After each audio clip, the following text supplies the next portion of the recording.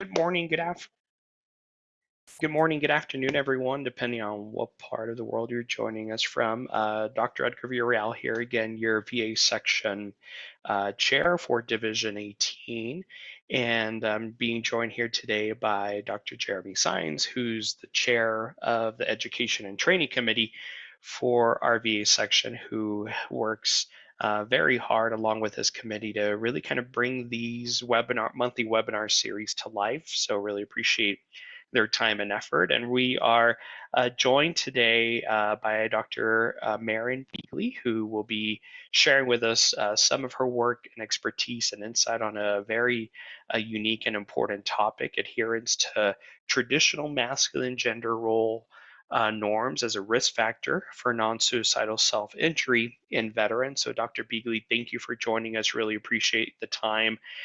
Here I'm going to hand it over to Jeremy, who's going to do a little bit of a housekeeping and reminders around the continuing education and the chat and how we're going to structure our webinar today. And then I would encourage you to stay a little bit after Dr. Beagley uh, finishes her presentation and her questions, so we can also share with you some upcoming announcements regarding future webinars that we have in store. So without further ado, I'm going to now turn it over to Jeremy. And Jeremy, once you finish the housekeeping, then I'll do the formal introduction for Dr. Beagley.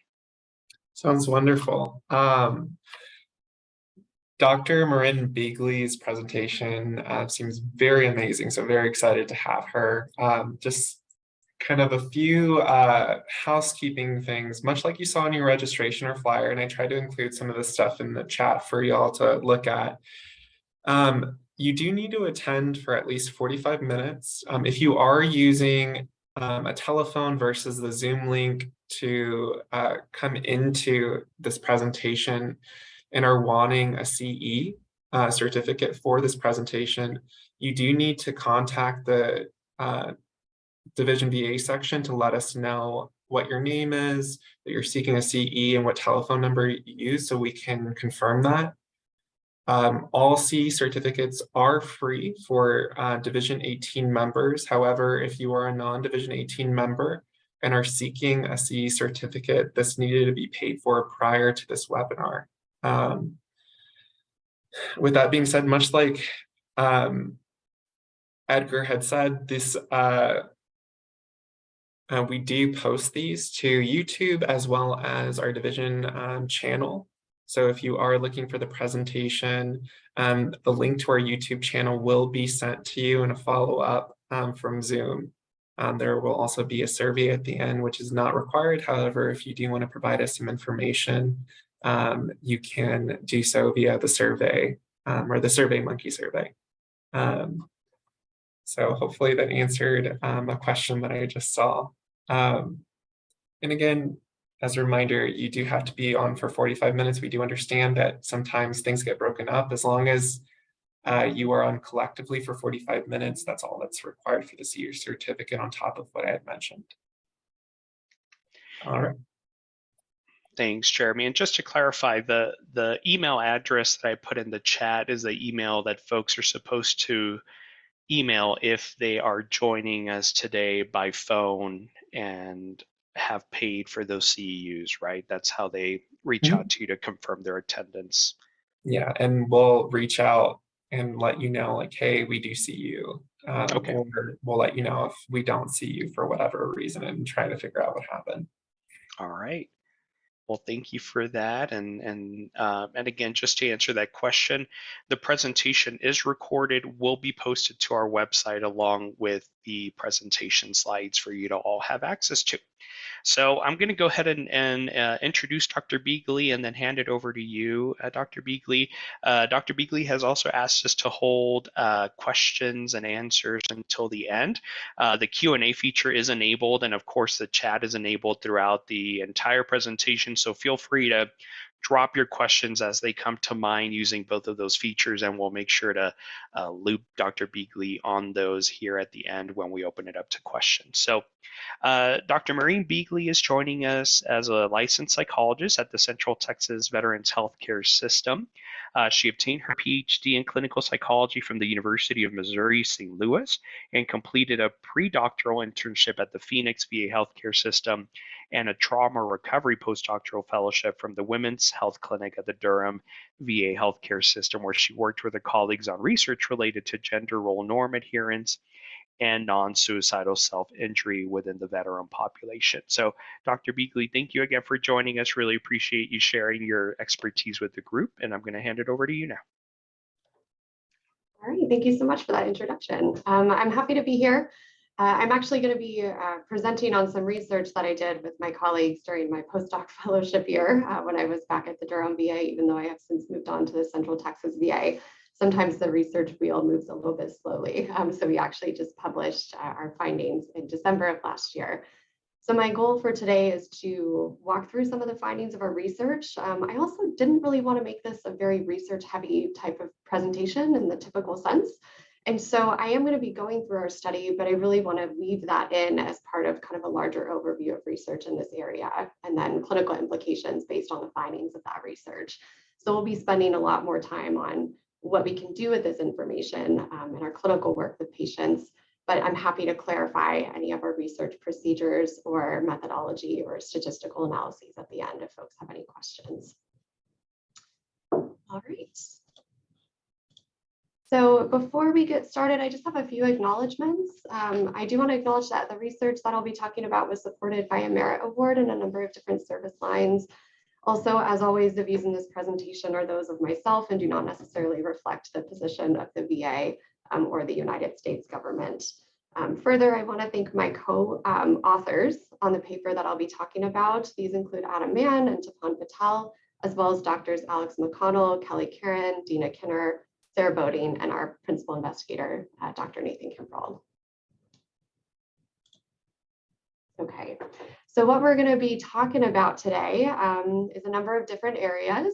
We're going to start with a review of non-suicidal self-injury within the veteran population. This is abbreviated as NSSI, so you'll hear me use these terms interchangeably. Then we'll move on to talking about the intersection between adherence to masculine gender role norms and non-suicidal self-injury. We'll move into a discussion of findings from our recently published study, and then we'll really kind of go into a deeper dive of the clinical implications based on those findings and interventions that we can utilize. And I'll save some time at the end for Q&A. I also want to acknowledge that much of the research we're going to be discussing is very veteran specific. So it might not always translate completely to a civilian population, but I do feel like a lot of the findings from the research I'll be reviewing are very applicable and generalizable. Okay, all right, so let's kick it off with a review of what we know about veteran suicide statistics and risk factors. So each year, the Office of Mental Health and Suicide Prevention releases kind of an update on statistics for veteran suicide. And the most recent report was published in September of 2022, and it looked at data from 2020. And so what we found is that 17 veterans on average die by suicide each day, and that total is a little over 6,000 veterans annually. Now, this statistic is actually a little bit lower than normal. So we've actually seen a slight decrease in prevalence for this. 2020 actually had the lowest rate of veteran suicides since 2006. That being said, the rate for veteran suicide is significantly higher than that of non-veteran US adults. In fact, it's 57.3% greater. So we still have a lot of work to do in this area, even with the slight decline. And that means identification of risk factors for suicide is absolutely critical in reducing these numbers. A lot of our interventions within the VA system are tertiary prevention, or based on that idea, right? That we are kind of intervening after someone's already coming to us with a history of suicide attempts or a number of different kind of ideations. However, what we really want to be doing is moving toward an upstream preventative effort, right? And we do that in some cases. We have primary preventative efforts with like the CSSRS, for example. However, we really want to be identifying as many risk factors as possible to reduce the need for any tertiary preventative measures. So previously identified risk factors include homelessness, LGBT+ status, social connection and isolation, prior mental health diagnoses, and then race and ethnicity. These are well established in the research as risk factors for eventual engagement in suicide attempts. And in fact, in 2020, the suicide rate among white veterans was more than twice that of their Black or African American veteran counterparts. So we do know that we have research to support these as very real risk factors for engagement in suicide. Now, more recently, what we've seen is more attention paid to a different type of risk factor, and that is what we're going to be focusing on during my presentation today, which is non-suicidal self-injury. So non-suicidal self-injury is the purposeful infliction of damage to one's own bodily tissue that is likely to induce pain, bruising, or bleeding without the intent to die. And this is particularly problematic because if we follow Joiner's interpersonal theory of suicide, we know that NSSI can actually increase tolerance of physical pain and reduce fear of bodily harm or death, which might actually increase risk for eventual suicide attempts. What we've seen is a number of research studies that support the connection between non-suicidal self-injury and different types of suicide risk factors and suicide attempts. So we found that NSSI is strongly linked to both passive and active suicidal ideation among veterans deployed to Iraq and Afghanistan. And that was actually found by the principal investigator for this study as well. We know that NSSI is associated with suicide attempts, and also that it's associated with an underestimation of the lethality of a suicide attempt. So basically what Stanley and colleagues found here with the citation that I have is that individuals with a history of non-suicidal self-injury actually perceived their suicide attempts as less likely to be lethal. They perceived themselves as having a greater likelihood of being rescued from that attempt and less certainty of death, which could be incredibly problematic. So one of the reasons why non-suicidal self-injury has gained increasing attention over the past decade or so is because of the inclusion of NSSI disorder as a condition for further study within our diagnostic manual. So APA characterizes NSSI disorder as engagement in NSSI behaviors on 5 or more days in the past 12 months for the explicit purpose of regulating emotions, resolving interpersonal conflicts, or trying to induce a positive affective state or feeling. And this is typically preceded by a preoccupation with NSSI or a negative affective state. Now, there is a stipulation that NSSI behaviors are not socially sanctioned. So this would exclude things like getting tattoos or piercings or any bodily harm that might stem from part of a religious or a cultural ritual. However, there is some research to suggest that we might need to be a little bit flexible with this particular exception. In fact, in a lot of cases, certain behaviors like tattooing or piercing, if done for the explicit purpose of trying to evoke physical pain to reduce emotional distress, might actually fit quite nicely into the category of non-suicidal self-injury rather than socially sanctioned behaviors. We also know that these behaviors are resulting in significant impairment or distress, as is typical for the majority of disorders that we have in our diagnostic manual. Anywhere between 2.8 and 14% of veterans engage in non-suicidal self-injury at some point in their life. So this is a significant portion of our veteran population that might already be at higher risk for eventual suicide attempts based on engagement in these behaviors. Now, when we talk about non-suicidal self-injury, we're talking about things like cutting, biting, banging your head, burning yourself with a cigarette, a lighter, or a match, rubbing sandpaper or dripping acid on your skin, punching yourself or carving words or pictures into your skin, using bleach or oven cleaner to scrub your skin, interfering with wound healing, severe scratching, breaking bones even, or wall or object punching, which is an often overlooked form of non-suicidal self-injury, perhaps in part because it tends to be consistent with our perception of traditional masculine gender role norms, which is what I'd like to go into next. So masculine gender role norms are socially constructed standards of masculinity. We are inundated with verbal and nonverbal messages about gender from the minute that we're born. And so these gender role norms serve to then influence our behavior and how we perceive the world in many cases. And what research has found is that those who adhere strongly to traditional masculine gender role norms tend to be less likely to seek out help when needed and have difficulties expressing vulnerability and emotional distress.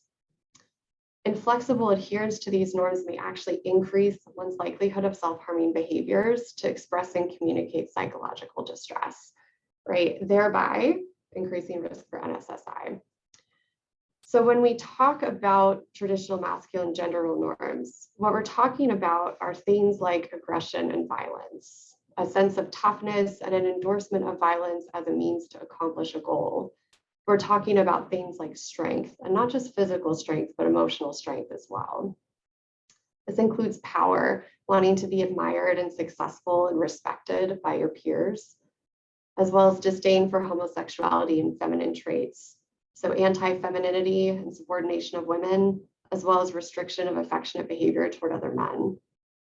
We also see independence and self-reliance, so disconnection from others, including emotional disconnection, and then finally emotional control, which is the restriction of the experience and expression of one's emotions. Now, prior research has found that men's engagement in certain NSSI behaviors, like wall or object punching, like smashing beer cans onto one's head or performing stunts, might actually be inappropriately conceptualized as masculine typical, which basically means that we might be underestimating how frequently certain men engage in non-suicidal self-injury.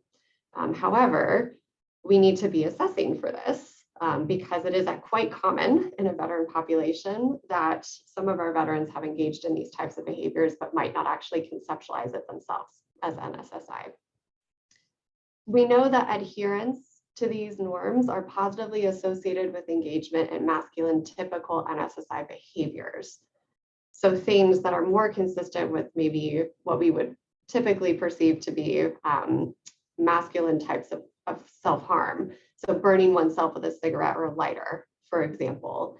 But adherence to these norms is not as much associated with engagement in NSSI behaviors that are inconsistent with those norms, like scratching. So not only can traditional masculine gender role norm adherence increase risk for NSSI, but it also particularly might increase risk for certain types of NSSI behaviors.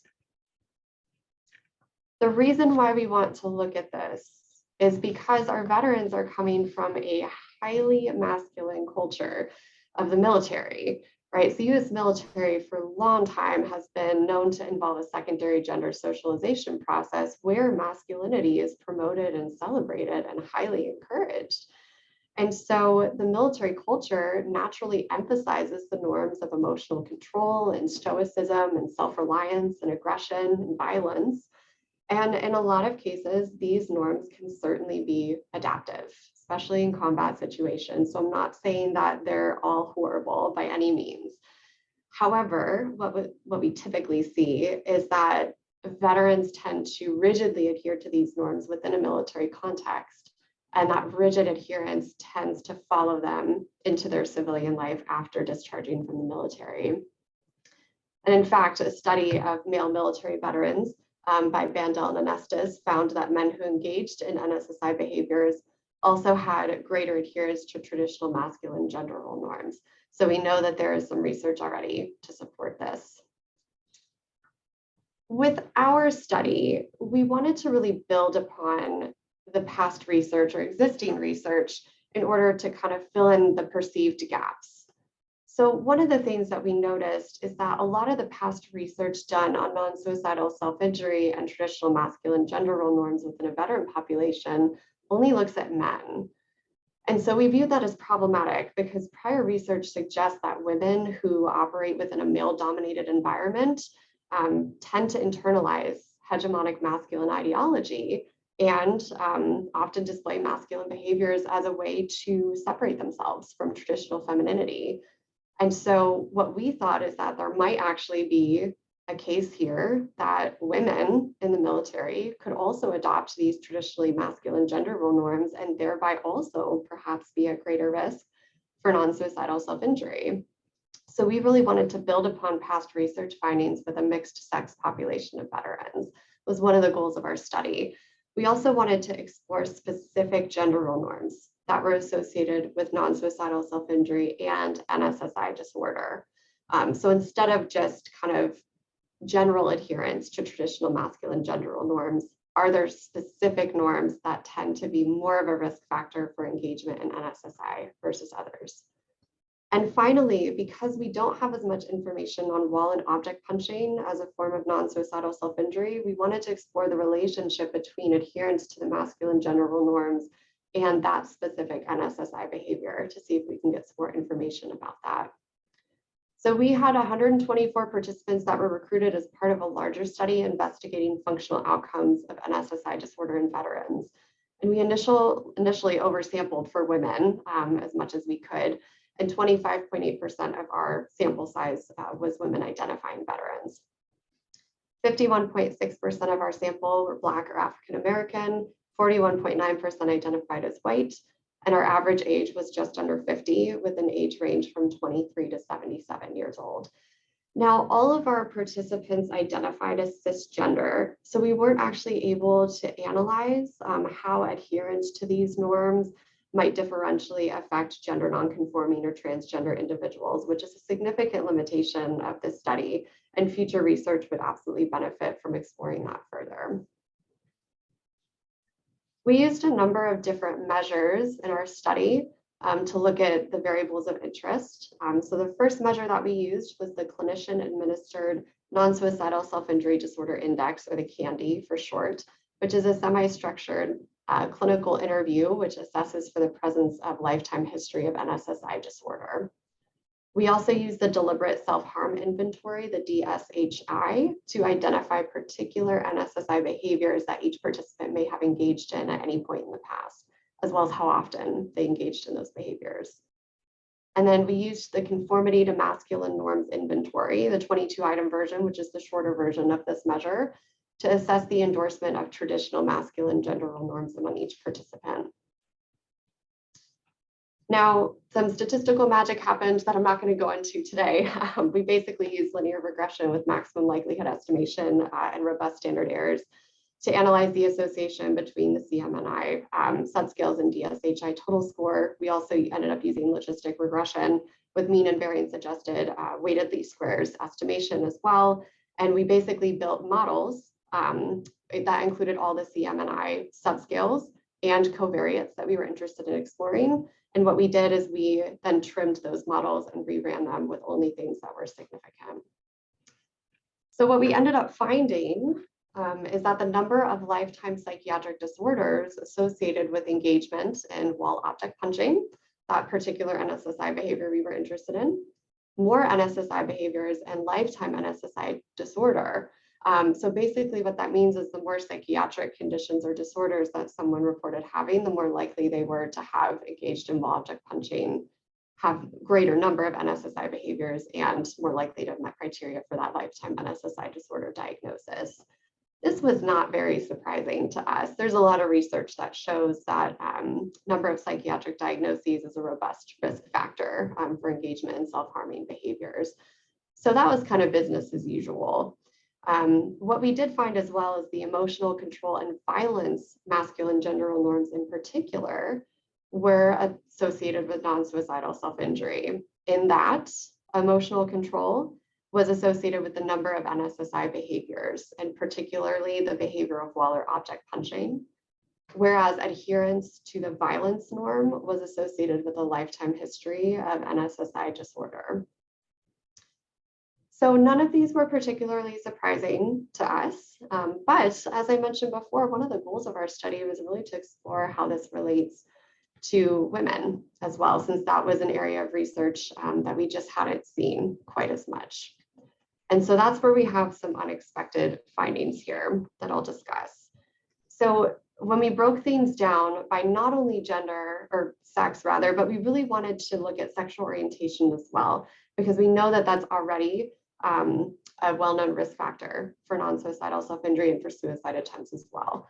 We found that the larger findings associated with emotional control and violence were actually appearing to be driven by the intersection between sex and sexual orientation.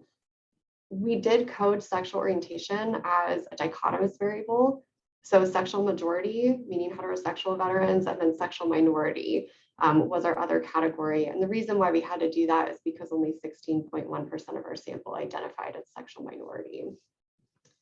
We found that the association between the emotional control norm and the number of NSSI behaviors was strongest for sexual minority women in particular. We also found that the association between adherence to the violence norm and lifetime NSSI disorder was also strongest for sexual minority women. And finally, sexual majority women drove the association that we found between emotional control and engagement in the particular NSSI behavior of wall or object punching. So interestingly and kind of unexpectedly, adherence to the norms of emotional control and violence only really appeared to be a risk factor for women veterans in our sample, which was definitely not something that we had anticipated finding. That being said, there are a number of explanations why this could be the case. One of them might just be our sample. So we were predominantly sampling veterans with a much higher average age, right? And some of the previous research that I've discussed was looking more so at active duty National Guard personnel. And so the average age of those individuals was much lower. So perhaps that might be one reason why our findings are a little bit different. But also perhaps for heterosexual male veterans, adherence to traditional masculine gender role norms may just confer a lot more reward than risk within the context of the military. And in particular, maybe even after their military service, when they are in situations where they're around a lot of other veterans themselves, right? And so what we know is that adherence to these gender role norms within a military context is met with a lot of social approval, which might just naturally reduce these folks' risk for engagement in NSSI because they're getting plenty of support in terms of approval from their peers. For sexual minority men, we thought it was a bit interesting that they also didn't seem to have any significant associations between adherence to particular gender role norms and engagement in NSSI. What we know is that the sexual orientation itself, right, for sexual minority men is already an inherent violation of traditional masculine gender role norms, which would suggest that that would lead to minority stress, which we know is associated with engagement in self-harming behaviors and eventual suicide attempts. But it might be the case that sexual minority men can, quote unquote, compensate for that violation of that norm by very strongly adhering to other types of norms, like strength or power, that are deemed essential in combat situations. And by doing that, they might be able to mitigate that minority stress by earning the respect of their peers and the support in that way. For women, both sexual minority and majority women, regardless of masculine gender role norm adherence, there's an inevitable social violation or rejection that can occur from being a minority gender in the military and from violating traditional feminine gender role norms. So part of us wondered if there's this area of marginalization that these women fall into. They no longer really meet the traditional feminine standards that we tend to see in civilian world, right? Because now they're in a context where femininity is frowned upon or downplayed, even in grooming standards, for example, which definitely serve to downplay femininity. But at the same time, they're really missing the boat on the traditional masculine gender role norms that are really celebrated and valued within the military culture. Gender is also a bit more of a salient identity than sexual orientation. And so this might be something that is just really difficult to kind of compensate for in a way. And again, I'm using quotes with that. So what we know is that adherence to masculine gender role norms might not be as protective for women as they are for men. So this leads us to a number of clinical considerations. What do we actually do with all of this information? Well, what we know is that targeting adherence to masculine gender role norms broadly might not really appropriately reduce risk for non-suicidal self-injury, and not just for men either, right? We might need to actually target specific gender role norms of emotional control and violence among both our male and female identifying folks, and also gender nonconforming folks as well. But again, like I mentioned, we unfortunately didn't have the power to examine that in the study. We also know that emotional control and violence, which are both promoted largely in military culture, can be very adaptive. And so maybe even we need education on and promotion of more adaptive ways to tolerate emotional distress for our military members. The idea here would be, again, not to completely get rid of adherence to these norms. As we know, adherence to gender role norms can be pretty rigid, but more so we want to adopt a mentality of flexibility, especially dependent on the context that someone is in. And then finally, building emotional intelligence can similarly be adaptive, even while veterans are still serving in the military.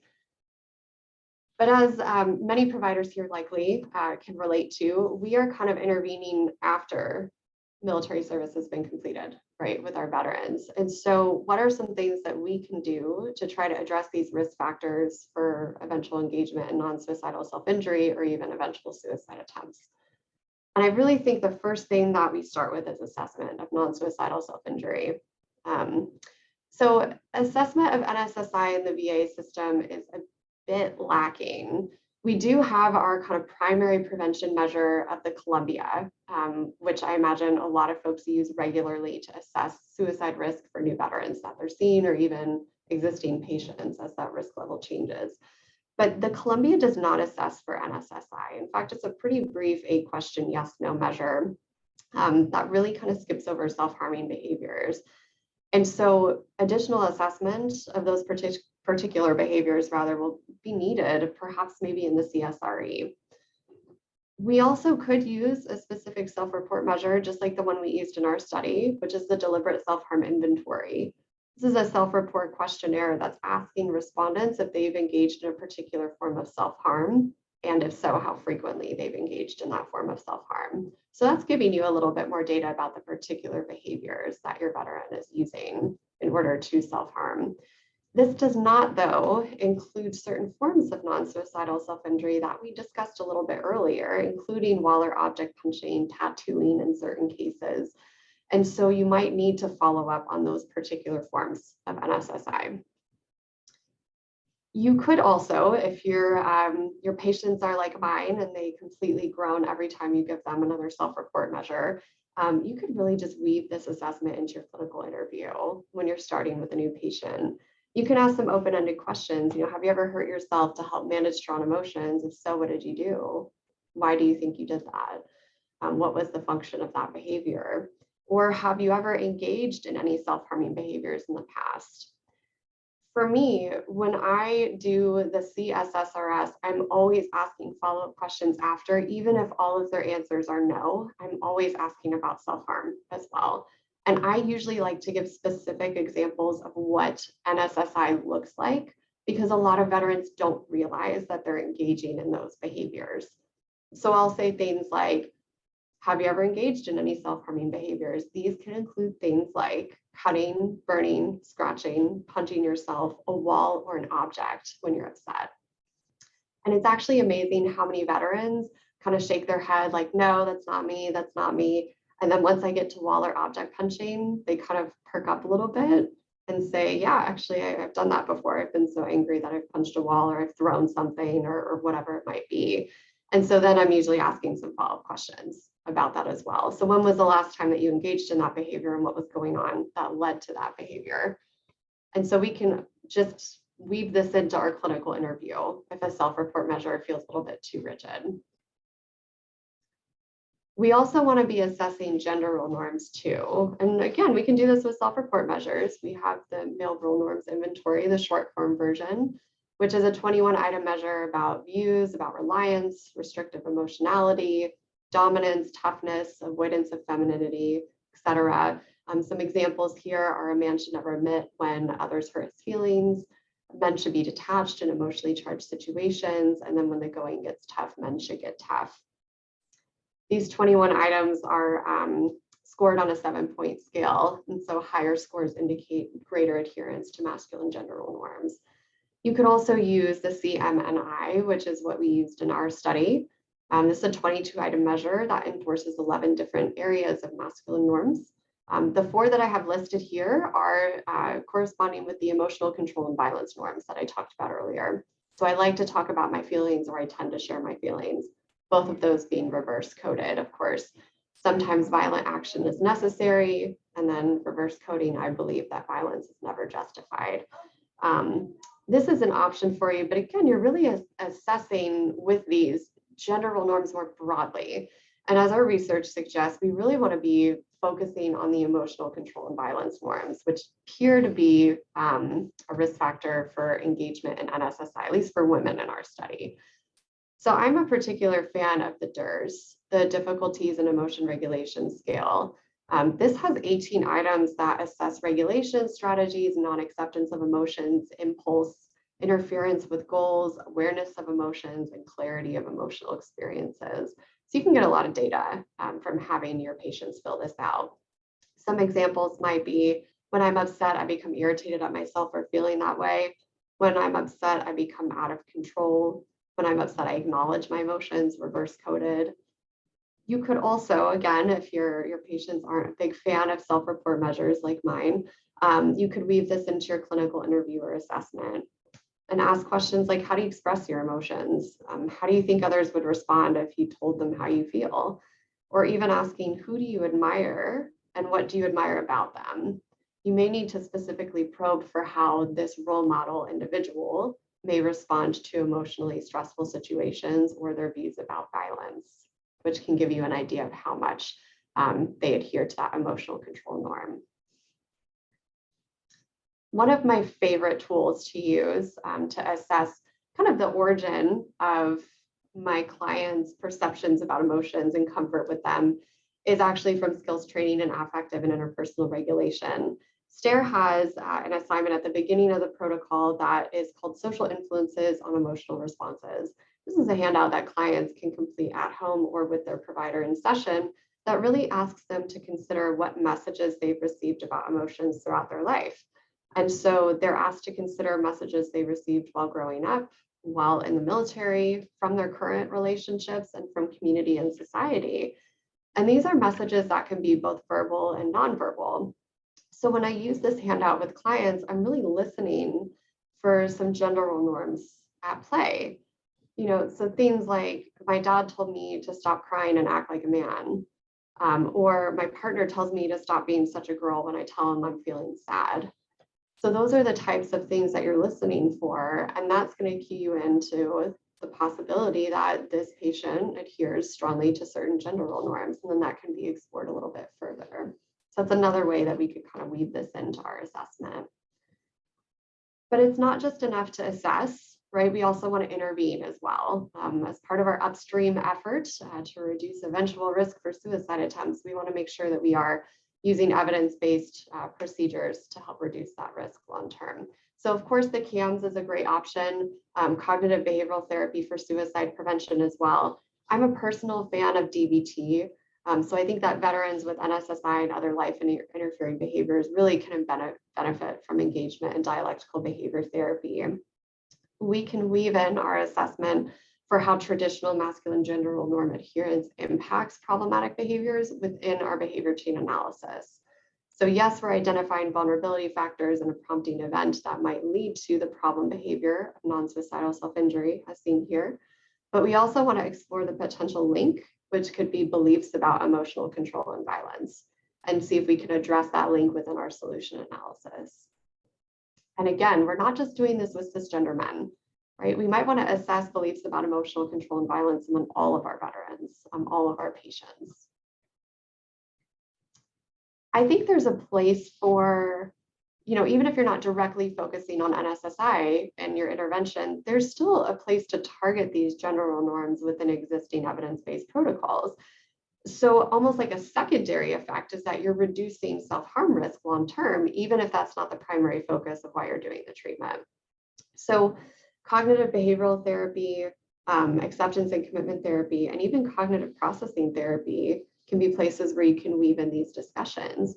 And in fact, in CPT, there are a list of 31 different stuck points that we give to patients in session 2 to help them understand what a stuck point is and what we're looking for. And 2 of the examples provided on the list correspond pretty well with the norms of emotional control and violence, including expressing emotion means I will lose control of myself or I'm weak, or I must respond to all threats with force. And yes, these stuck points may stem from trauma exposure, And they may also have an origin in gender role norm adherence, which is worth exploring. As likely you all know, gender role norm adherence is incredibly rigid, can be, and highly resistant to change based on how many messages we receive in our society. So this is a process. This might take some time to kind of slowly chip away at adopting a more flexible viewpoint on what gender is. I think motivational interviewing is also a fantastic intervention that you can utilize as well. So this can help our patients examine the costs and benefits of adhering to specific gender role norms. And it can really encourage a decisional balance. We can first explore the positive outcomes of adhering to these norms to create an open space for our patients to then eventually consider the costs of adhering to those norms. And by doing that, we want to reconstruct a gender schema with more flexibility. It's a tall order. Gender schemas are very rigid, but it can be done as long as we're creating an open and supportive environment for our patients. And MI is a really great way to do that. So for those individuals in particular who identify really strongly with the emotional control norm, identifying emotions is going to be an incredibly important intervention, as likely you all have been doing to some degree with your patients. So you can provide a list of emotion words to improve your patient's ability to access and notice emotions other than anger. That can be particularly effective for folks who tend to disconnect from their emotional experiences or feel like they're not able to have them without acting on them. It also may feel safer for clients to identify others' emotional experiences first as a pathway to then better recognize their own. So in some kind of more extreme cases, I've actually used media clips. So like news reports, movie scenes, TV shows, and I've had my patient watch that and then identify what emotion that character is experiencing and why they think that's coming up and how they knew that that emotion was the one the character was experiencing. And that sometimes feels like a much safer route to help increase emotional intelligence than looking inward, right? At what am I feeling? What am I experiencing? So you can always take that first step and kind of have your patients look outward first to identify emotions, to then look inward toward themselves. And then finally, I think that we as clinicians can facilitate familiarity with emotions by sharing personal experiences when therapeutically indicated, of course, very intentional disclosure, and modeling emotional expressiveness. So the way that I like to do this is I'll have patients come into my office and tell me about a really stressful event or really distressing experience that they had. And it's like no emotion at all comes up when they do that. They're completely stoic. And so usually what I'll do is I just won't say anything for a few seconds and I'll let the silence kind of speak. And then I will try to model with my nonverbals a different type of emotional experience that might actually be coming up for that patient. So, I noticed my heart completely dropped when you told me that. How are you feeling? What's coming up for you right now? To try to see if you can elicit that emotion from them. So we can actually really model this for our patients, which can be effective when therapeutically indicated. So we know that treatments that fail to consider masculine gender role scripts can actually be less effective, in particular in helping men adjust to significant life events that might lead to emotion dysregulation, such as, for example, the diagnosis of prostate cancer, as was shown in Courtney's research here. Okay, so in sum, I'll try to wrap up here so we have a little bit of time for questions and then the introduction of future webinars. We want to be assessing for NSSI behaviors during our clinical interview or the assessment phase of treatment. This is something that we may not naturally assess for, but is a really important risk factor for eventual engagement in suicide. So we want to make sure that we're aware if our client has engaged in any of these behaviors in the past, or even is currently engaging in these behaviors.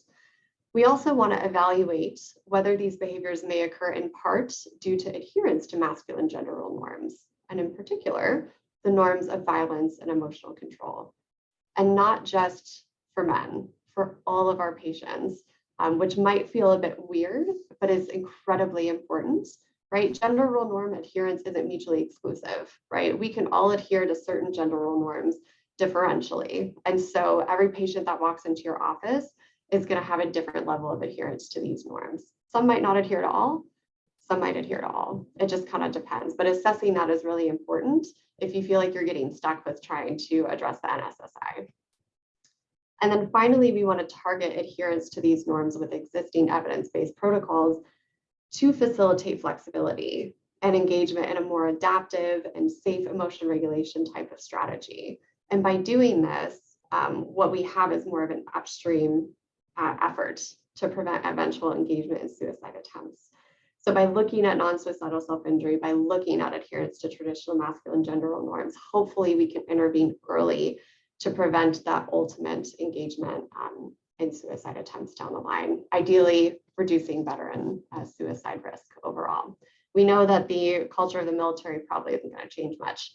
They've made some progress, but these traditional masculine gender role norms are likely going to continue to be celebrated and promoted and supported. And so what we can do is try to help our clients achieve some flexibility with that, bring in the context, understand that there's a time and place for strong adherence to those norms, and seeing if we can target these with some flexibility to help them engage in emotion regulation in safe ways. All right, and that is what I've got for y'all. So I've got some references here. This is the study that I referenced, our study that I referenced during the presentation. So you're welcome to take a look at that. That is published through Psychology of Men and Masculinities. And I'm open to answering any questions. All right, thank you so much, Dr. Beagley. That was an amazing presentation, and we definitely appreciated it. It seems like a lot of work has gone into that. You know, personally, I really appreciated the talk about culture and gender norms. Very, very important information. Unfortunately, we only have so much time for questions, and we want to make sure that everyone has enough time to get back to their work duties or whatever they have to go to prior to our announcements. So we'll only be able to have time for a couple of questions if that's okay with you. And I may be going out of order, just kind of the way this is presented. But one of the questions we have is, what is the availability of some of the resource or these measures beyond CSSRS, and can they be found in MHA Web or BHL Touch? Good question. So I do not believe the DERs can be found in MHA Web or BHL Touch. So that might be something that you have to kind of print out and use with your patient, or even share your screen. There is a fillable version of that online, and then have to put that into your progress note, unfortunately. And yeah, I actually believe that a lot of these are not available on MHA Web. So these are things that you might have to add, at least for now. Maybe those can be added in the future, but good question. So there's this really good question, or a question that I'm interested in hearing about myself. So when I provided psychoeducational wall punching as a form of NSSI, the patient is surprised. Is there any recommendations for building emotional intelligence in patients in that kind of case? Yeah, so I think what I like to do when my patients are surprised by wall or object punching being something that I'm assessing as a form of self-harm is I actually like to kind of talk to them about why are you doing that? So what is going on that led you to engage in that behavior, and what was the function or the purpose of that behavior? And usually what they're responding to, or what they'll say is that, well, I was really upset and then I just punched a wall and then I felt better afterward. And so I'll kind of highlight that as a form of self-harm to regulate emotions, which is consistent with what we are kind of looking at with non-suicidal self-injury. By acknowledging the consequences of that, which might be a temporary reduction in emotional intensity, but long-term problems typically of having to fix a wall or repair relationships that might have been affected by that. Usually you can kind of gradually build that emotional intelligence with folks. But I think even just mentioning wall or object punching as a form of self-harm can be really powerful, because a lot of veterans don't recognize that. They just think of oh, well, I see my friends do this all the time, or I see it in movies or in TV shows, so it must be normal. But technically we can provide them with that insight, that education, that's actually potentially a problematic form of emotion regulation. Yeah, just to kind of expand on this a little bit, and I apologize for expanding on it. It's just so interesting. It sounds like there's a lot of cultural messages that you're saying we receive that really impact our behavior and how we choose to cope, or maybe not even choose to cope, but know how to cope. What's in our tool set. Am I hearing that right? Yeah, absolutely. A lot of emotion regulation is modeled for us growing up and even in the military. And so based on those messages that we receive from different cultural experiences as well, we're more likely to utilize certain forms of regulation over others, for sure. And some of those can include actually NSSI. Yeah, I would imagine there's a lot of intersectionality at play with a bunch of this, like kind of like you're highlighting or mentioning. And I'm kind of curious, would another word that could be used for this is kind of like grounding. So you're attempting to use this behavior as a way of grounding yourself, although it may be not very adaptive or healthy. Certainly, yeah. I think that could certainly apply in this case. Well, thank you so much. And I'm sorry I had to expand on that question a little bit more. It was I'm glad just you did. such an interesting question. And I apologize to everyone who asked questions. We do sometimes have to go out of order, or in this case, I was going out of order so that we can talk a little bit more about this question that you were maybe highlighting, so we can expand on it a bit more. Definitely appreciated all the questions. That being said, we are at time and we do want to talk a little bit more about our future presentations, which Dr. Varial has put into the chat for us, but just so that I can tell you verbally, on March 6th, and this is all going to be in Central, but on March 6th, 12 p.m. Central, we'll have a presentation on Latinx psychology by Dr. Melinda Trujillo. And then in April 3rd, 12 p.m. Central, we'll have a presentation on moral injury part 1. And then we have on May 1st at 12 p.m. Central, advocacy series part 1. And then on June 5th, at 12 p.m. Central, we'll have an advocacy series part 2. And then in July, we have our very own Dr. Kate Tilden, who is going to be presenting on SMI for us on July 3rd at 12 p.m. Central. We are fortunately booked for the year, so you'll hear more about our webinars as we go through. And if you're a member, you'll hear more about it from our blasts. And I know Dr. Varial does a wonderful job of talking about them at the meetings that we have. So if there's any questions, please let us know. But thank you very much for attending. And again, Dr. Beagley, thank you so much for presenting for us. It was a very interesting topic. Edgar, do you have anything else that you wanted to talk about? Yeah, I know we've got like a couple minutes here, so just wanted to do a couple quick plugs and then we'll wrap up. That way folks have some time to transition. But again, Dr. Beagley, thank you so much for sharing your insight and your subject matter expertise. I do want to remind folks that we will be having our next VA section quarterly meeting in April. I'll be sending out a calendar invite for that. In addition to that VA section meeting in April, remember we have Psychology Recognition Week also happening in April. So it's going to be a busy spring for us as well. I went ahead and also sent emails to our VA section members. For those of you that are interested in attending the VA Psychology Leadership Conference in May, registration is already open for that. We will be providing travel awards to early career psychologists for that. So if you're interested in applying for that, please go ahead and do so. And then APA convention dates for DC are already set. Registration is not open yet, but we will also be providing travel grants for that as well. So keep an eye out for your email if you're interested in those travel grants. I also send out one last email reminder to our VA section members that the annual awards for our VA section membership have been nominations are now open. So if there's really great work for yourself or your VA colleagues that you're really looking to highlight, please go ahead and consider those awards. Those awards will be open, I believe, through May, and then we will be making those selections. So again, thank you all for the great, fantastic work you do to support our veterans, and I really appreciate you all, and look forward to seeing you at future webinars as well. Great.